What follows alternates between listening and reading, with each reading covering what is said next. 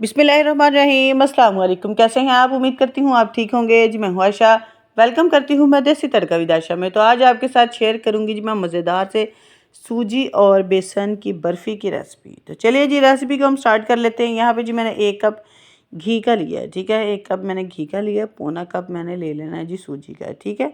तो जो आपके घर में कप मौजूद होते हैं वही आपने ले लेने हैं, ठीक है। तो उसके बाद जी हमने इसको कर लेना है जी ब्राउन। सूजी में से जब खुशबू आनी शुरू हो जाए तो फिर आपने इसके अंदर डाल देना है जी बेसन।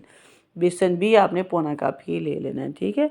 तो अगर आपने आधा कप बेसन का और आधा कप सूजी का लिया है तो पौना कप आपने घी का ले लेना है, ठीक है। तो मैंने 1 कप घी का लिया, पौना कप मैंने सूजी का लिया और पौना कप ही मैंने लिया है जी बेसन का। इसको आपने इतना भून लेना है कि इसका बेसन को उसका कच्चापन दूर हो जाए। पहले हमने सूजी को ब्राउन कर लेना है, उसके बाद ही हमने बेसन को भी भून लेना है ताकि उसमें से भी प्यारी सी खुशबू आनी शुरू हो जाए, ठीक है। तो फिर जी हमने इसके अंदर ऐड कर देना है जी ज़रदा फूड कलर। तो ज़रदा फूड कलर डालने के बाद जी हम इसको दोबारा से हमने इसको ना पकाना है, और पकाना हमने मीडियम स्लो फ्लेम पे या हाई फ्लेम पे नहीं पकाना है, क्योंकि सूजी जो है वो जल जाती है जल्दी जल्दी से, इसीलिए हमने मीडियम स्लो फ्लेम ही इसका रखना है, ठीक है। तो जब जी ये तकरीबन जी इसको आपने 6 से 7 मिनट के लिए पका लेना है। जब घी सेपरेट होना शुरू हो जाए तो फिर आपने इसके अंदर डाल देनी है जी तकरीबन 6 चम्मच आपने दूध के इसके अंदर ऐड कर देने, ठीक है। 6 टेबलस्पून आपने दूध के इसके अंदर ऐड कर देने हैं। तो बस जी आप के पास अगर मेजरिंग कप है तो आपने एक 3/4 कप जो है वो 1 कप इसके अंदर ऐड कर देना है और 2 टेबलस्पून आपने इसके अंदर और ऐड कर देने हैं, ठीक है। तो जब आपने इसके अंदर दूध जो है वो डाल देना है तो दूध जो है वो थोड़ा थोड़ा आपने डाल एकदम से आपने डाल देना है, क्योंकि गुठलियाँ बन जाती हैं, तो इसीलिए आपने आराम आराम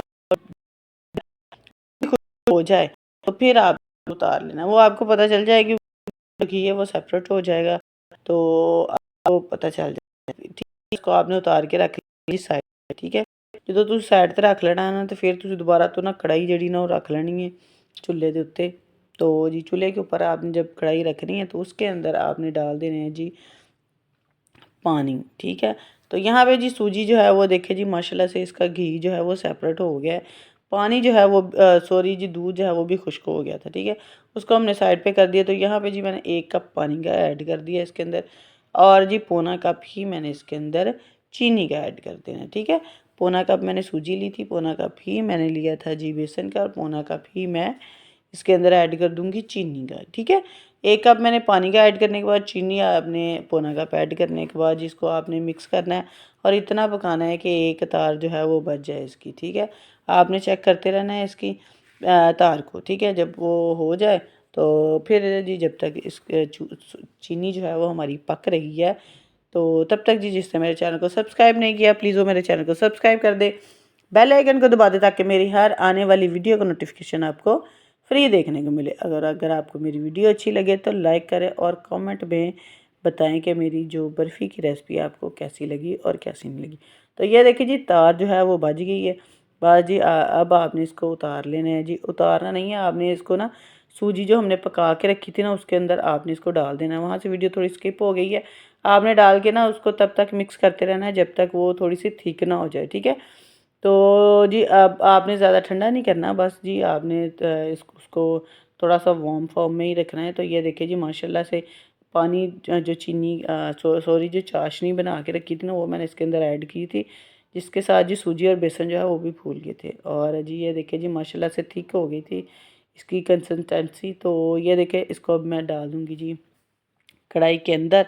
तो सॉरी जी कढ़ाई में से निकाल के ना तो बॉल के अंदर ऐड कर दूँगी। ब्रश कर लेना आपने नीचे से, कोई भी आप बर्तन ले लें जिसके अंदर आप आराम से इसको सेट कर लें, ठीक है।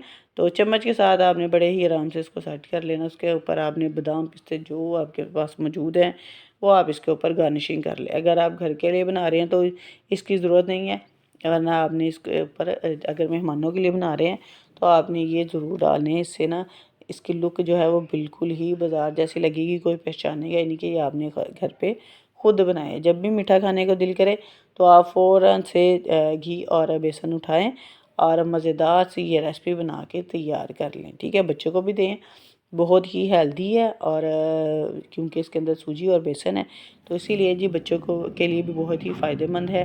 तो आप बच्चों को भी दें और ख़ुद भी खाएं, चाय के साथ खाएं, मेहमानों के आगे आप पेश करें।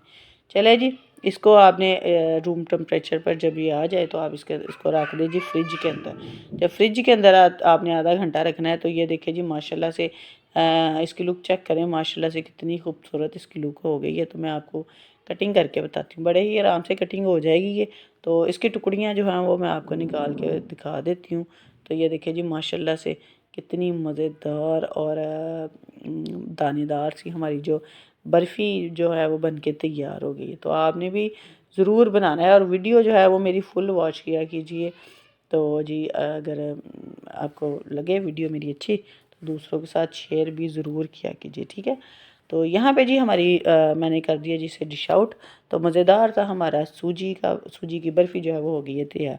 तो चलिए जी मिलते हैं हम आपको अगली नेक्स्ट वीडियो में। ओके जी, अल्लाह हाफ़िज़।